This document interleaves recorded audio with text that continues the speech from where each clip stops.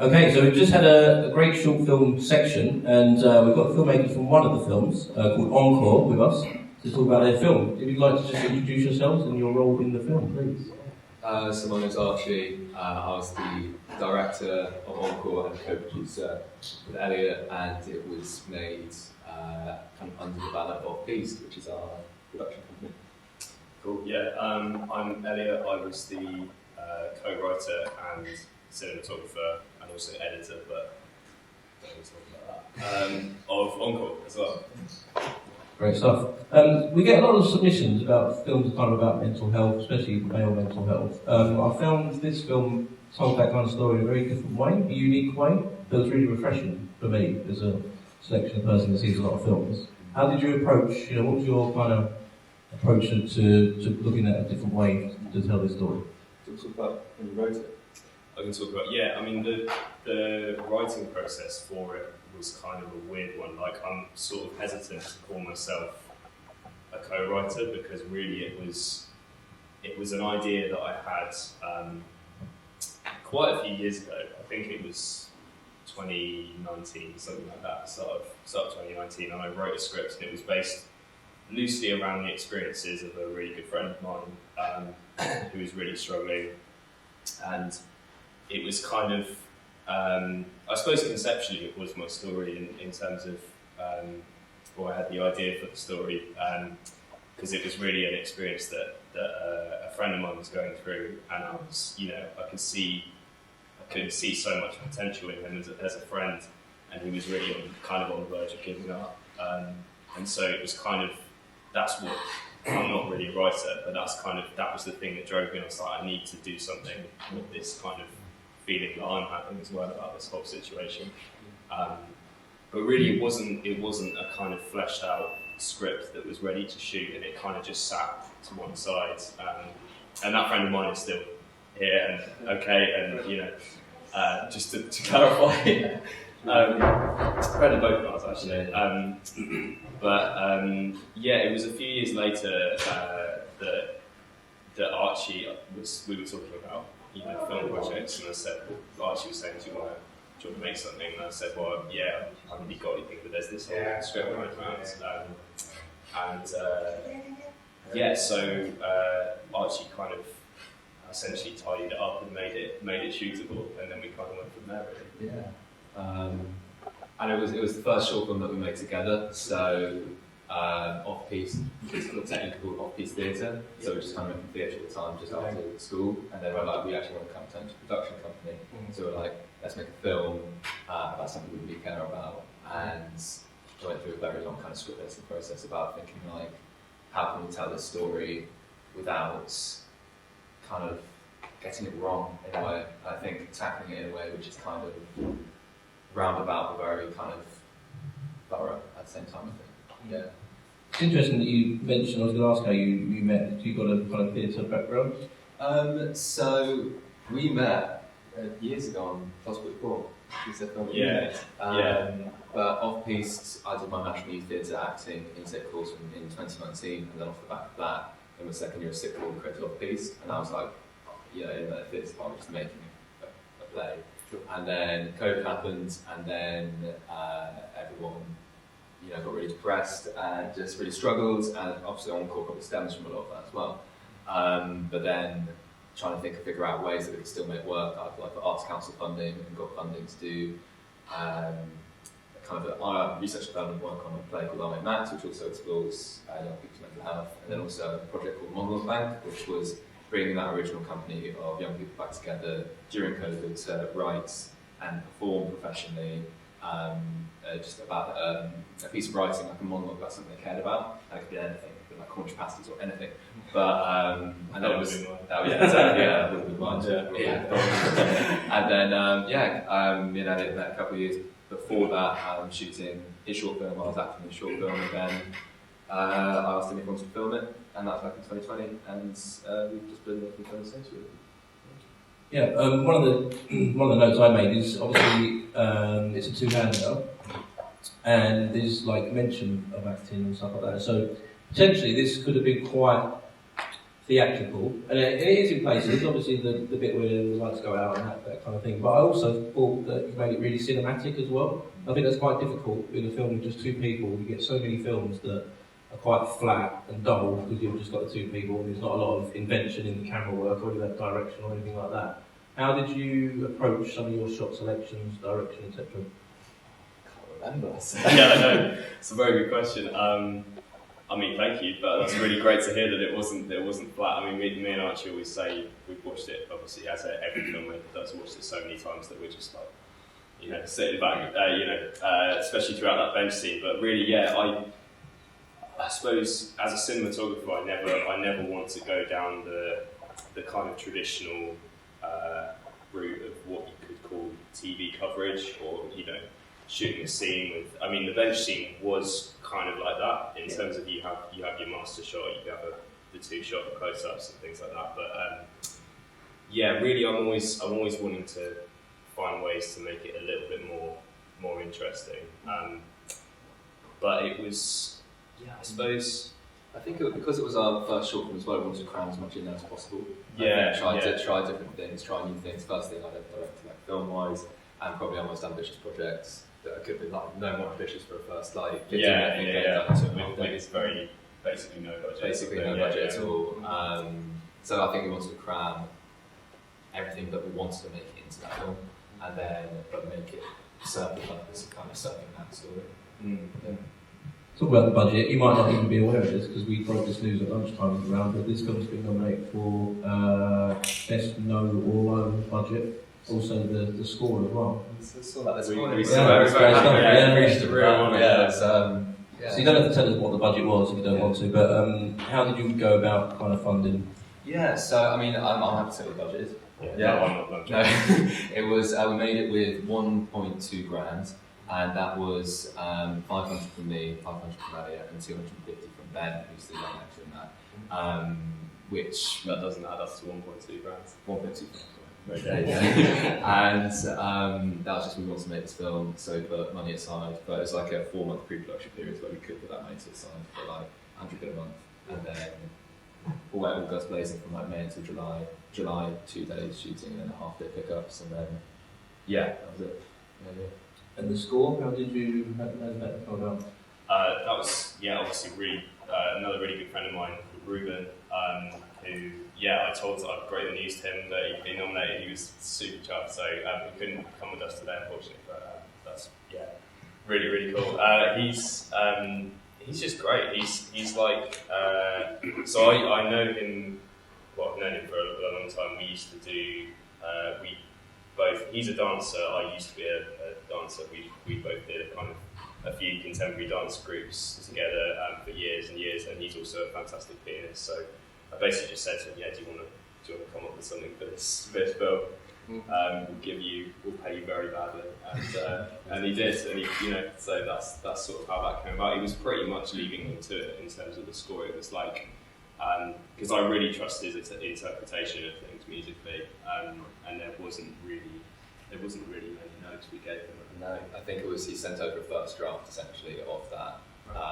And then he was like, if you're happy with this, I'll then do it again and make sure it's down to like that last scene where he's walking across the beach. Make sure on this like down beat, that's when down beat piano comes. Just make sure that we're happy with fine, and then that's the happy work.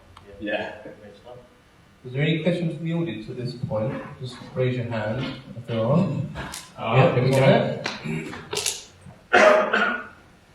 Sorry, I'm a bit slow now.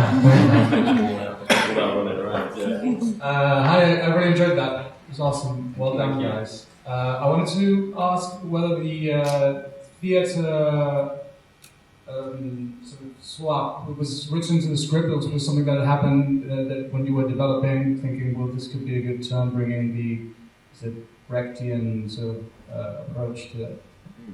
In terms of bringing the theatre into the film. Correct. So I think because it wasn't in my original script. It wasn't in the original script, and then I think when Elliot sent me the script, I think because of the kind of name Off-Piece Theatre and kind of the roots within that and what we kind of originally were making as a company, I think because what was, I think the acting part was originally in the script.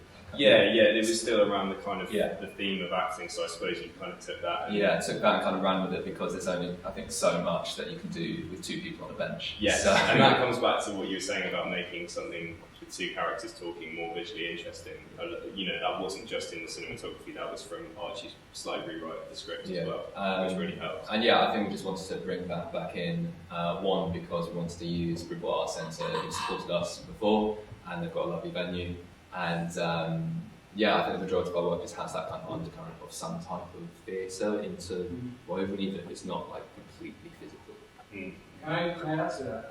I don't know if you're aware of it. I wasn't particularly aware of it, but apparently what that in the theory of epic theatre, which is sort of what you did there, it disconnects the emotion and it challenges the audience to then watch in a more analytical way and have a more hands-on approach, like leave the theatre and go and enact change socially. Yeah.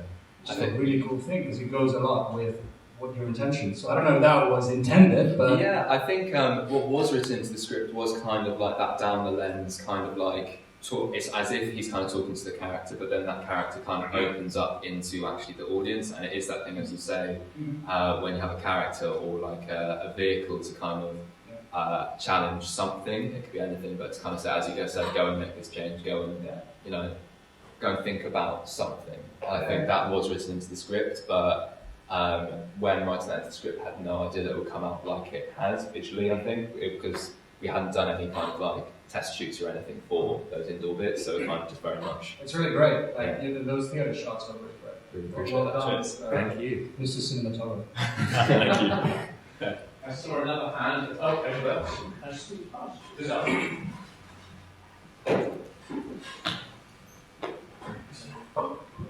Hi guys, got two questions. I love the film by the way, but I've got two questions. The first question is, what camera did you use for the film? I used the very glamorous Blackmagic Pocket Cinema Camera 4K to give Okay, it its full I've got title. this one, okay. And the second question is, what was your experience with shooting on the outdoor scenes with regards to permits? Did you shoot guerrilla style? Can you say? How did you actually get around the beach scenes? It's a good question. I think, to be honest, The because guerrilla method. yeah, it was the guerrilla method, and but I think mainly because I hadn't shot. I'm happy to take this on the gym. I hadn't shot a film properly before. I've done any of that outdoor kind of stuff. It hadn't even occurred to me that that might be something that we need to do, and I think it had probably be a little bit too late. But we didn't run into any problems, and It's obvious where it is either. So yeah, exactly. It's one of those things where if it was shot in front of like a huge corporation, then that probably would have occurred to me. But because it's not completely obvious unless you kind of live in the area, it wasn't something that really came up. Thank you. Cheers. Was there any other questions? Yep. Hi, so I think there was a line along the lines of you don't intend to change lives, but change afternoons. So I was wondering, like, what inspired that? Is there any philosophy to include that line, and what are some of your goals, like as a filmmaker, in context to that? That was your line. What? That was the afternoon. Yeah, I don't think that was in my script. No, it was. What is it? If you're, that's really embarrassing. I can't remember it. It's like changing the afternoon. Yeah. You don't have to You're change not anybody's lives. But if you can change your afternoon, then that's like the best thing. Is that? I think that's too many words. Yeah. We're not changing everybody's life. We're changing their afternoon. There's something so special about That's that. the one. That's the one. Yeah. That came from, I think, that idea. Kind of actually bring it back to that kind of Brechtian idea of kind of like, if you can have an impact on someone, then that's brilliant. And almost like the knock-on effect, I suppose. Yeah. Of like that's the way I interpreted it anyway when I read your kind of rewrote. Was it's like you're not having if you're going to the theatre and seeing somebody perform and it has an impact on you, it's not this life-changing thing that's going to instantly make you transform the way you live your life and whatever necessarily. but it might just make you feel a little bit better. And it might, you feeling a little bit better might have a knock-on effect to something else. Yeah, exactly. It might make you feel better, it might make you feel worse, but it might be something that's really necessary in a world that's so complicated. Yeah, that sort of thing. That sort of thing. Any other questions here? Oh, hang on, gun pack.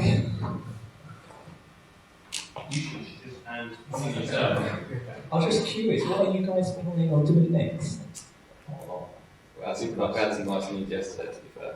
We did, yeah. So since Encore, we made 2 other films. I think that's right, isn't it? So yeah, We've made again, completely no budget, but one of them was called Text When You Get Home, which is a digital theatre short film hybrid monologue about a girl who's at work and then she has to walk home, all of the stuff in work. It's 2 shots stitched together, so all the theatre stuff's 1 shot, then it's her walking home at night. So that's the other project we've done. I've done a 5-minute short called Ralph, which is about someone who loses a family member and then has to go through the past and figure themselves out and find themselves a little bit. But I've kind of been craving to do a little bit more theatre, just because I don't know, it's just something that I wanted to kind of produce with the company again. So yesterday we got some news that we've just been awarded quite a nice sum of money from the Arts Council to research and develop a play. We don't know what it is, but it explores the idea of absent fathers and the gaps that they leave and who or what fills those gaps. So we're doing a week at Lighthouse Pool. We're from Dorset in the southwest, so we're going to that with that shot. So Lighthouse. Sorry guys, not last time. We're doing a week at Lighthouse Pool, 2 days in Bristol and 2 days in Bridport to kind of explore and devise this kind of piece. No one knows where any of these places are. Yeah, so somewhere in the southwest, and kind of make the building blocks of a play that explores absent fatherhood and the people that kind of affects. With an ensemble of about 7 people, and that's cool. We're doing that in August, and then we're kind of looking at how we can take a step up. I think with filmmaking in terms of we've got piece, but also we both work as kind of freelance creatives as well. So I work occasionally as an actor when I'm lucky enough to, and you're just a really good cinematographer. So we're trying to figure out kind of how off-piece can supplement our own creative careers as well as kind of as a company, as an organisation as a whole, but also just trying to make it all work. Really. I think as well we've had quite a few conversations along the lines of because we've done quite a lot of you could call 0 budget films. Aside from the 3 main short films, we've made a music video and a couple of other kind of smaller projects. And I think we were both saying we just had kind of too much on and don't have the material, but we next year I think want to go for the BFI funds. And it was great hearing the talk earlier as well about that kind of stuff. But I think the next step for us, as off-piece film-wise, would be to try and get some funding and a bigger crew. So I'm not, So not doing I'm not the entire camera and grip department, and you're not the entire kind of producer, director. So I think the next step for us is to try and find out what the next step is and to try and take steps up. We'll just see what happens. A lot of steps. Yeah, a lot of steps. We'll see what happens. Yeah. Any more? One last One last question, anyone? How do we keep up with your endeavours? That's a good question. Tell them about the other film of yours that you watched. Oh my god. I didn't realise you were there. That's Elliot MIlson.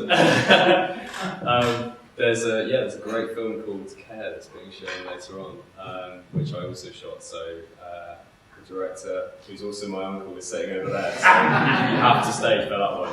That's very good. It's a really good film. Really, really good film. Genuinely a really good film.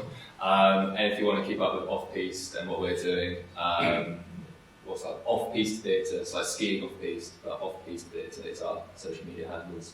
And we're showing actually all of our films and kind of the story of our company at the National Youth Theatre, that we're an associate company to, on the 8th of June, which is on our social media platforms and stuff.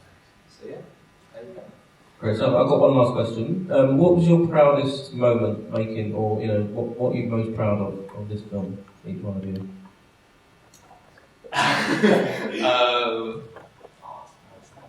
I think for me, personally, I think it's because we got a crew of, I think it was 7, maybe 8 people together. Yeah. From my understanding, I think everybody had a really good time making the film. I Yeah. think for the first project, that film's digital project we made, I think that's the thing I'm most proud of. Yeah. And Yes. Good time. Yeah. Like, yeah, I basically said the same thing, and also just the fact that I think I'm quite proud that we actually made it happen. Yeah. Because it's like, it could really easily have just kind of fizzled out. And I think the fact that we kind of, we're not, it's not our proudest film, I would say. No. But as the fact that we actually kind of got over the finish line pushed us to do better and make more stuff. And there were so many things that went wrong, like weather stuff. Just Yeah. So during the summer's just, continuity-wise, sort of, but making it work. I think. Yeah. Great stuff. It's a film you should be proud of. It's got a very important message, I think. It's really well made as well. And one last round of applause, please, for Archie and Elliot.